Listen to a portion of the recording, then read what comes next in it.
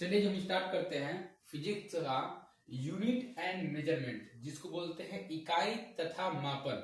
ये हम लोग का क्लास पहला है। इसके अंदर हम लोग देखेंगे फिजिकल क्वांटिटी, जिसको बोलते हैं भौतिक राशि। हिंदी में फिजिकल क्वांटिटी किसे कहते हैं, चलिए ये देखते हैं। वह राशि जिसको मापा जा सके, वह राशि जिसको मापा जा सके उसे भौतिक राशि कहते हैं। मैंने जिसका हम लोग माप कर सके, ठीक है, उसको हम भौतिक राशि कहते हैं। जैसे लंबाई, लंबाई को माप सकते हैं, ठीक है। लंबाई जैसे 2 मीटर, 5 मीटर, 10 मीटर, इसको क्या करते हैं बाबू, हम लोग माप सकते हैं, ठीक है। जैसे लंबाई हो गया। बल, जैसे बोलेंगे 5 न्यूटन का बल लग रहा है, 10 न्यूटन का बल लग रहा है, तो इसको भी माप कर सकते हैं, ठीक है। कार्य, ये सब क्या है बाबू, भौतिक राशि है। यानी जिसको हम माप सकते हैं उसको हम भौतिक राशि कहते हैं, ठीक है। वह राशि जिसको मापा नहीं जा सके उसे भौतिक राशि नहीं कहते हैं।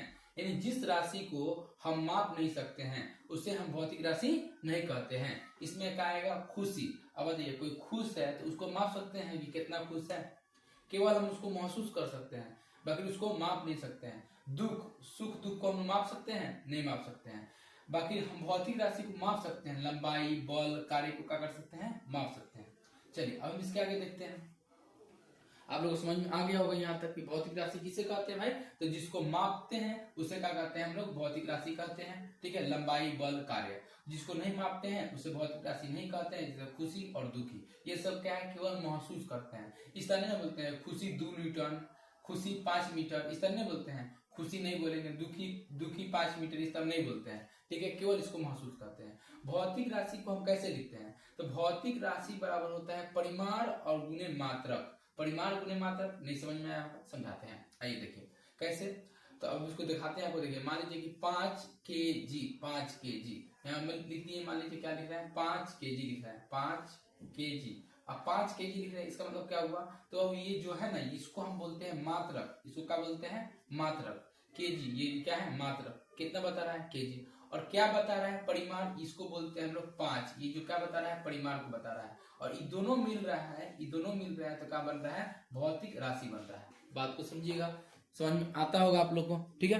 फिर से समझाते हैं। देखिए जैसे बोलेंगे 5 मीटर, या मान लीजिए बोलेंगे हम 2 मीटर, 2 मीटर बोलेंगे तो बोलिएगा आगे वाला जो अंक है वो क्या बताएगा, परिमाण बताएगा, कितना है। तो ये हो गया वो परिमाण, ठीक है।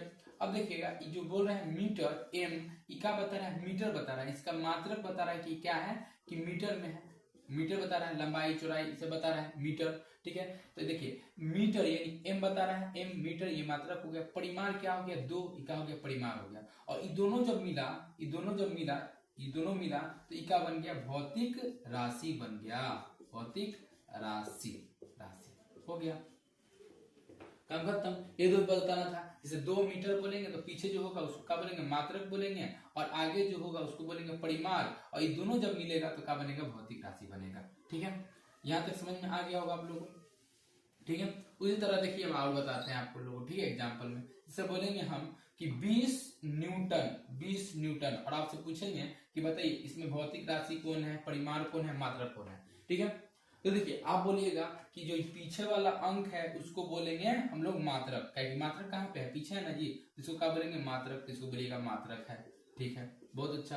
अब बोलेंगे वो बताइए 20, क्या बता रहा है, परिमाण कितना है, परिमाण समझ रहे कितना है, तो परिमाण बता रहा है। तो परिमाण हम क्या बोलेंगे, 20 को क्या बोलेंगे, परिमाण बोलेंगे, यहाँ परिमाण लिख दीजिए, ठीक है, बहुत अच्छा। अब देखिए ये दोनों जब मिला है, बीच में कुछ नहीं रखा है, गुना, ये दोनों जो मिला है तो क्या बन गया है, भौतिक राशि बन गया है, भौतिक राशि। यहाँ पे लिख दीजिए राशि, क्या कि यही दो को मिला है तब ना भौतिक राशि बना है। तो ये दोनों मिला है तो क्या बन गया है, राशि। क्लियर हो गया होगा कि 5 न्यूटन, ठीक है, बल कहीं पर लग रहा है तो न्यूटन यानी एन क्या बता रहा है, मात्रक बता रहा है कि न्यूटन का बल लग रहा है, और 20 का बता रहा है, परिमाण बता रहा है। और ये जब दोनों मिलेगा यानी परिमाण गुणे मात्रक, परिमाण गुणे मात्रक, मिला कि नहीं मिला, तो क्या बनेगा, भौतिक राशि। तो लो भैया भौतिक राशि बन गया, ठीक है। इसी तरह करके बाबू हम लोग इसको बताएंगे। तो आप लोग उम्मीद करते होंगे कि भौतिक राशि समझ में आ गया होगा, ठीक है, और भौतिक राशि को कैसे लिखते होंगे ये समझ में आ गया होगा। अब हम इसके आगे चलते हैं। तो आइए हम देखते हैं फिर भौतिक राशि। अब भौतिक राशि कितने प्रकार का होता है, तो बोलिएगा भौतिक राशि दो प्रकार का होता है। कितने प्रकार का होता है, दो प्रकार का। कौन कौन होता है, एक होता है मूल राशि, पहला क्या नाम है इसका, मूल राशि, और दूसरा क्या होता है, व्युत्पन्न राशि। ठीक है, अब दो भौतिक राशि कितने प्रकार का होता है, दो प्रकार बता दिए आप लोग को। एक होता है मूल राशि, एक होता है व्युत्पन्न राशि। अब भैया मूल राशि किसे कहते हैं, ठीक है, तो समझिएगा वह राशि जो अन्य पर, यहाँ पर समझिएगा, अन्य पर निर्भर नहीं करे उसे मूल राशि कहते हैं। यानी वह राशि जो अन्य पर निर्भर नहीं करता है। जैसे मान लीजिए पेड़ पौधा, ये क्या होता है, अपना भोजन खुद बनाता है, दूसरे पर निर्भर नहीं करता है। उसी तरह ये है, ये मूल राशि, ये स्वतंत्र होता है, जो दूसरे पर निर्भर नहीं करता है। इसे हम बोलते हैं मूल राशि बोलते हैं। इसमें कौन कौन आता है बाबू, तो द्रव्यमान आता है, तापमान आता है और लंबाई आता है। जो दूसरे पर निर्भर नहीं करता है, ये स्वतंत्र होता है। ठीक है, अब चलिए व्युत्पन्न राशि।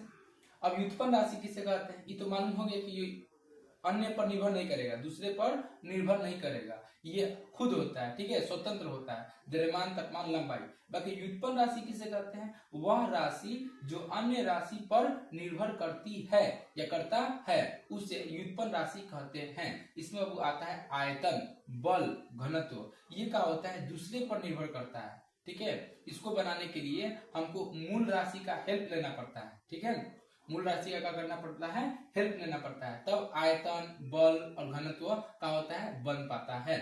ठीक है, बस में रहना। तो व्युत्पन्न राशि वो होता है जो अन्य पर निर्भर करता है, जबकि मूल राशि होता है अन्य पर निर्भर नहीं करता है। इसमें आयतन, बल और क्या आता है, घनत्व आता है। ठीक है, यहां तक आप लोग समझ में आ गया होगा। ठीक है, अब हम इसके आगे चलते हैं। तो आइए फिर देखते हैं हम इसके आगे भौतिक राशि के मात्रक। ठीक है, भौतिक राशि के मात्रक किसे कहते हैं। ठीक है, हम लोग अभी क्या पर हैं, हम लोग भौतिक राशि पर है। हम लोग इसके बाद फिर क्या पर है, भौतिक राशि कितने प्रकार का होता है वो पर है।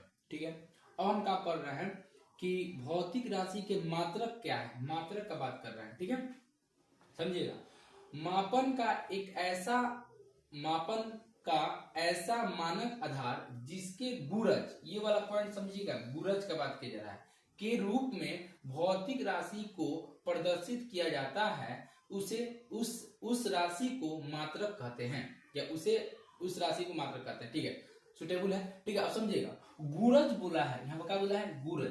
तो देखिए भौतिक राशि हो गया, परिमाण हो गया, अब गुणे मात्रक हो गया। तो देखिए गुणज के रूप में है कि नहीं है, गुणज के रूप में है ना, तो हम उसको क्या कहेंगे, भौतिक राशि के मात्रक कहेंगे। यानी भौतिक राशि का क्या है, मात्रक है। तो देखिए मापन का एक ऐसा मानक आधार जिसके गुणज, ये गुणा में है। ठीक है, गुणज के रूप में भौतिक राशि को प्रदर्शित करते हैं, तो भौतिक राशि को दिखाते हैं। ठीक है, उस राशि को मात्रक कहते हैं। ठीक है, अब समझिए, जैसे बोलेंगे 50 kg, तो ये क्या बताएगा, मात्रक बताएगा।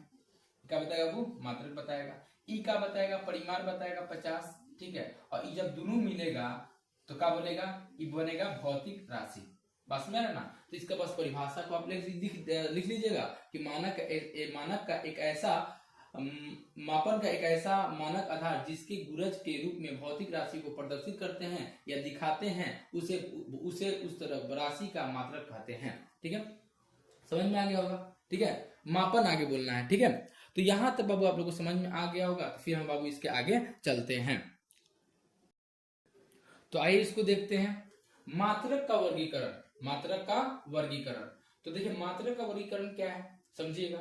तो मात्रक का वर्गीकरण बाबू तीन प्रकार का होता है। कितने प्रकार का होता है, तीन प्रकार का। यानी मात्रक को हम तीन भाग में क्या करते हैं, विभाजित करते हैं। ठीक है, ठीक है, एक होता है मूलभूत या आधारभूत मात्रक। इसका एक नाम क्या है बाबू, मूलभूत या आधारभूत मात्रक, इसको समझिएगा। ठीक है, तो देखिए क्या लिखा है, वह राशि के मात्रक के को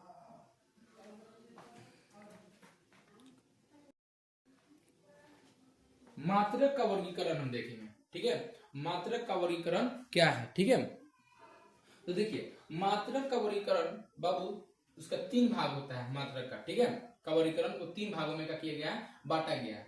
क्या क्या है, पहला है मूलभूत, पहला वो समझिएगा, मूलभूत या आधारभूत, ये वाला मूलभूत या आधारभूत मात्रक। ये क्या है, मूल राशि के मात्रक को, जो मूल राशि बताए थे ना, जो स्वतंत्र होता है, दूसरे पर निर्भर नहीं करता है। ठीक है, उसी को मूल राशि कहते हैं। तो मूल राशि के मात्रक को मूल मात्रक कहते हैं। इसका परिभाषा आप लोगों को समझ में आ गया होगा। मूल राशि के जो दूसरे पर निर्भर नहीं करता है उसके मात्रक को मूल मात्रक कहते हैं। ठीक है, अब इसको समझिएगा।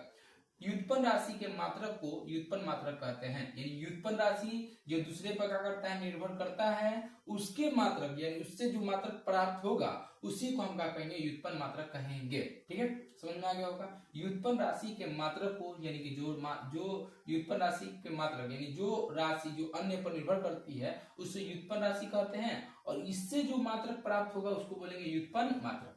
ठीक है, यहाँ तक समझ में आ गया होगा।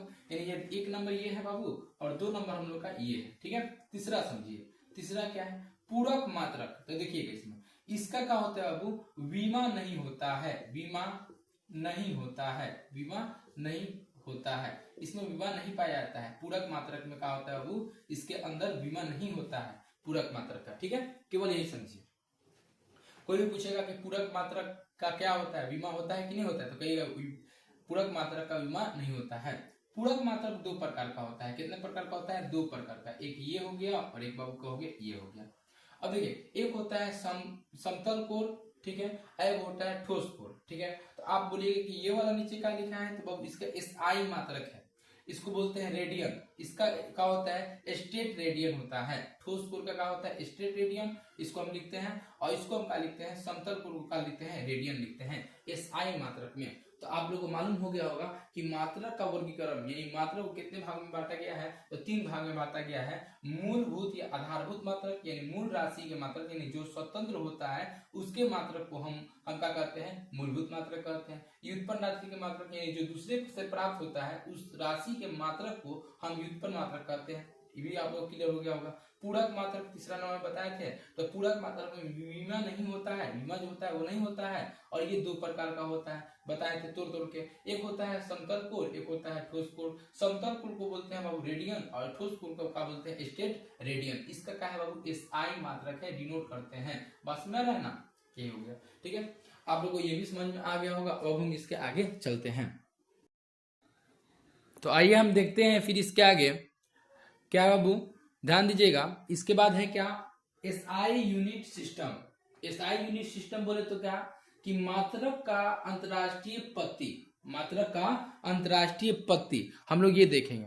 ठीक है, चलिए तो देखिए, अभी तक से हम जो पढ़ लिए उसको पहले ध्यान दे दीजिए। अभी हम पढ़े हैं भौतिक राशि, हम क्या पढ़े हैं, इसके बाद भौतिक राशि के प्रकार पढ़े हैं। मूल राशि, व्युत्पन्न राशि 2 होता है वो बताए हैं। भौतिक राशि के मात्रक ये पढ़े हैं, मात्रक का वर्गीकरण ये पढ़े हैं। मूलभूत या व्युत्पन्न, मूलभूत और व्युत्पन्न और पूरक मात्रक ये पढ़े हैं, और मात्रक का अंतरराष्ट्रीय पत्ती ये पढ़े हैं। यानी ये सब हम लोग अभी क्या किए हैं, पढ़ लिए हैं। और ये वाला पढ़ रहे हैं मात्रक का अंतरराष्ट्रीय पत्ती, ये वाला, इसको भी पढ़ लिए हैं, ये भी पढ़ लिए हैं, ये सबको टिक मार लीजिए, इस तरह समझ में आएगा।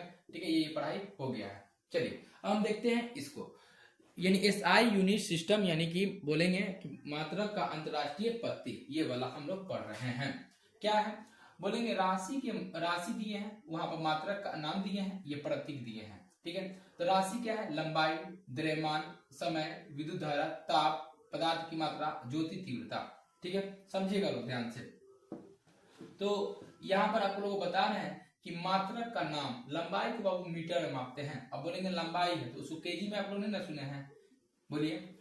हम लोग लंबाई को कहीं भी काची में मापेंगे, मीटर में मापेंगे। द्रव्यमान को काची में मापते हैं, किलोग्राम में मापते हैं। समय को काची में मापते हैं तो सेकंड में मापते हैं। विद्युत धारा को काची में मापते हैं, एम्पियर में मापते हैं। ताप को किससे मापते हैं, तो केल्विन में मापते हैं। पदार्थ की मात्रा तो मोल में मापते हैं। ठीक है, ज्योति तीव्रता होता है कंडेला। ठीक है, कंडेला बोलते हैं, बात समझ में आ गया होगा। तो देखिए, इसका प्रतीक बोला जा रहा है, यानी मात्रक, मात्रक बताया जाए, नहीं बोल रहा था 2 मीटर, तो ये मात्रक बता रहा है, ये परिमाण बता रहा है, और ये दोनों मिल रहा है तो क्या बोल रहा है, भौतिक राशि बन रहा है। ये आप लोग बता रहे थे ना हम, तो वही बताना है कि जो पीछे जो लगा रहता है मात्रक, वो कौन कौन होता है वही बता रहे हैं। ठीक है, चलिए तो देखिए, मीटर होता है लंबाई को, तो लंबाई को मीटर होता है, तो प्रतीक किससे कहेंगे, तो लंबाई को मीटर होता है, तो मीटर होता है, तो इसका पहला वाला वर्ड लेंगे m, मीटर का पहला वर्ड क्या हो जाएगा, m हो जाएगा। ई मत लिख दीजिएगा, म मत लिखिएगा, म गलत हो जाएगा। लंबाई का मीटर होता है, तो मीटर का पहला वर्ड क्या हो गया, m हो गया। किलोग्राम का क्या होता है, केल्विन होता है, यार घबरा गया।